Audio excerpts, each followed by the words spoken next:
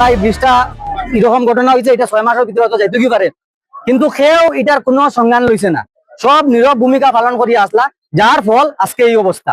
আজকে দুলছড়া বীজের অবস্থা সেম, আর আনিপুরের বীজও গেল, কিন্তু 6 মাস আগে যদি এটা কোনো মানে রক্ষণাবেক্ষণ করা যেত, তাই এই ব্রিজটা বানাই দিত।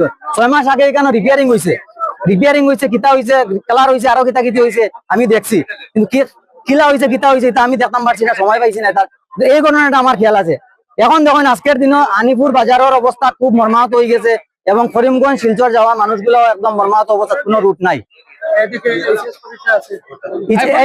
পরীক্ষা দুইটা, আমরা এখানে 2-3টা বড় স্কুল আছে, আলিকরা আছে, আদর্শ আছে, তারপরে নারায়ণনাথ, 3টা স্কুলে আমরা এখানে প্রায় 3000 বেড়াটুকু স্কুল আছে, 4টা স্কুল আনিপুর বাজারের ভিতরে আছে। এই কারণে পরীক্ষা ব্যাহত, মানুষ কিরকম যাইতা, বাচ্চা কিরকম স্কুলে যাইতা, পরীক্ষা যাইতা, এটা লিয়ে সব আমরা খুব মর্মাহত অবস্থাতে আছি। কিন্তু আমার কথা হয়েছে 6 মাস আগে যখন আমরা জানছিলাম যে এই ব্রিজটার কোনো একটা সমস্যা হইতে পারে, এখানে আমরা বা প্রশাসন বা বাকি যারা কর্তৃপক্ষ আছে সেখানে এটার নজরদারি আনলো না, এবং সেখানে এটার উপরে নজর আনিয়া এটার বিয়ের ব্যবস্থা নেওয়া হইল না।